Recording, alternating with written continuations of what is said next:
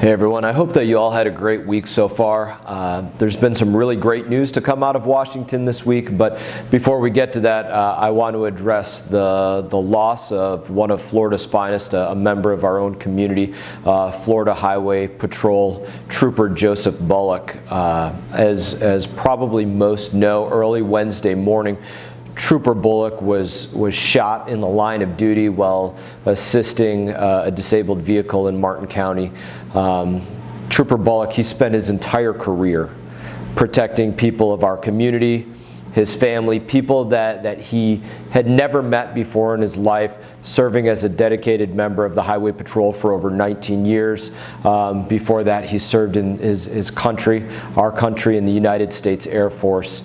Trooper Bullock, he was incredibly well respected. I'm told that he took it upon himself to mentor younger troopers that were on the force. Anybody that knew him could attest to his kindness and his compassion and his dedication to service. And his death, it leaves our entire community with a heavy heart. I was very proud to see of the escorts that were going on up and down our state to return him to his family. And I spoke about it on the floor of the House of Representatives, and I would just share part of what I said there, which is simply to say I know that there's no way for us to assuage the grief for the family members or any of his fellow troopers. But what we can do is pray in earnest that every memory that anybody has of him is a cherished memory, and that everyone is left with pride for the fact that he was a man who was willing to lay down his life for other people, of which there are very few that are willing to be persons of that character. So I would ask that you join in extending our prayers to the family. And I want to speak now about another member of our community. We have so many outstanding law enforcement in our community that are out there laying it on the line each and every day. They wear shields, but their shields do not protect them.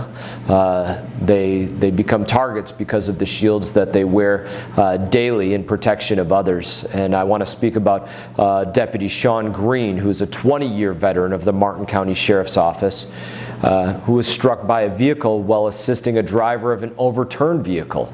And Deputy Green was an off-duty officer or off-duty deputy at the time of sustaining this injury, but that didn't stop him from upholding his commitment to our community and the people in it, regardless of on duty or off duty. It didn't matter. It was willing to go and undertake the risks, and together we just want to make known that we are praying for his recovery and thinking of his loved ones also during this difficult time, and just being thankful for every single one of our first responders in our community, our firefighters, our sheriff's officers, our police officers in every city, everyone that goes out there and puts themselves at risk on behalf of others.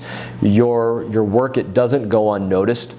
We're lucky, we're blessed to have you and to have your commitment, and I couldn't say that more seriously. Honored to know every one of you that goes out there and undertakes that role each and every day.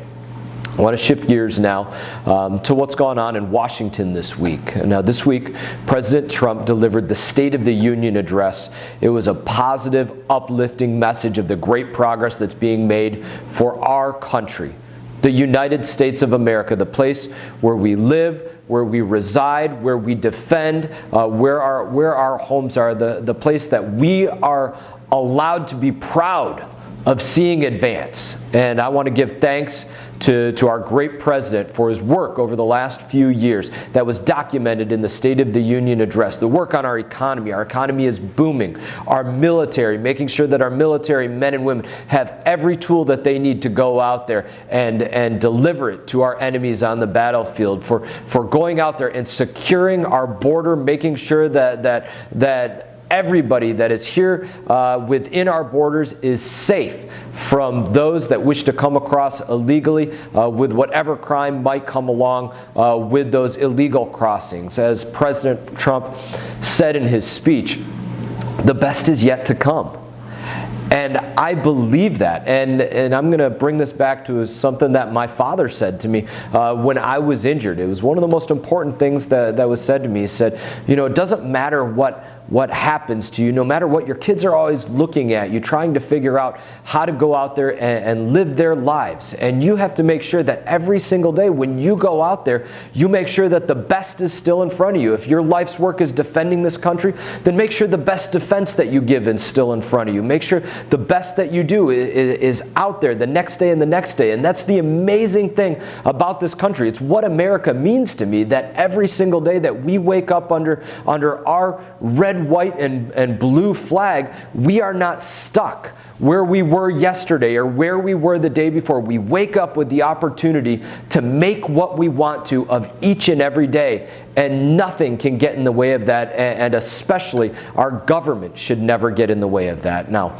speaking of all of this week we made some incredible progress on a number of different fronts, and one of those fronts was our fight to improve our waterways. It's no secret that our waterways and our veterans, those are the biggest things that I work on every day, and this includes passing a piece of legislation called the Protect and Restore America's Estuaries Act. This legislation, I was a co-sponsor of it. It nearly doubles the funding for the National Estuary Program to protect estuaries across the country like ours in our backyard, like the Indian River Lagoon and the Lake Worth Lagoon and all of these other estuaries that we care about. Now, in total, this bill, it authorizes $250 million in funding to be used for any number of water quality projects. For example, in the past, this funding has been used for projects like the Indian River Lagoon shoreline restoration project to establish an additional 200 square meters of living shoreline along the Indian River Lagoon. Florida Atlantic University of harmful algal blooms studies that they've conducted to monitor the lagoon for toxic algae.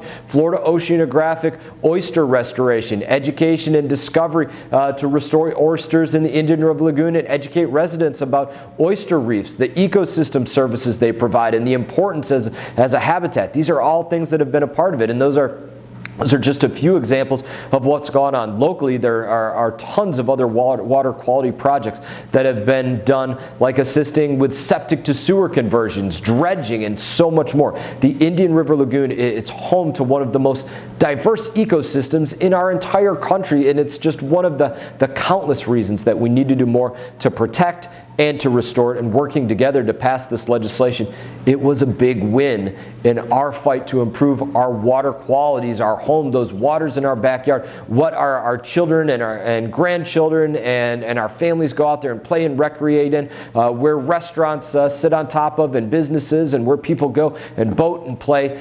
It's a big step in the right direction. Now, on a similar note, we also received great news this week that President Trump plans to include a record-setting $250 million for Everglades restoration in this year's budget request. Now, this news comes just weeks after we urged the administration to increase the funding for Everglades restoration to this historic level. And as you know, we fought tooth and nail last year to secure a historic increase in funding for Everglades restoration, and now it's time to build on that momentum and continue doing everything that we can to protect our ecosystems, to stop harmful discharges. And what I always tell people, the way I look at our waters is this: if we wouldn't put something in the bathtub with one of our children or our grandchildren to fight to make sure that it never touches our waterways, that has to be our standard for that. I call it the tub test. That's the way that it rolls off my tongue, but that's the way that we have to look at Florida waterways. And with that, I want to say, just on a final note, the EAA Southern Storage Reservoir, that is within reach, as obviously we passed that. We have the funding in place for that. The Corps of Engineers is getting everything that they need in place to bring that to fruition. It cannot be understated just how important the President's continued support is for Florida's waterways and our communities, and now is the time to put the pedal to the metal and continue to get that job done. The President is expected to release his budget request on Monday with this money included. it. So I will keep you all up to date as we learn more on that. And on that, I just want to give one more quick shout out to the students of Jupiter High School Band who appeared on stage at the halftime performance at the Super Bowl last weekend. You all did an amazing job. I hope that you enjoyed what must have been the experience of a lifetime. And on that note, I hope you all have a great weekend. As always, it is an honor to represent you here as your member of Congress, and I look forward to seeing you all around. You all take care.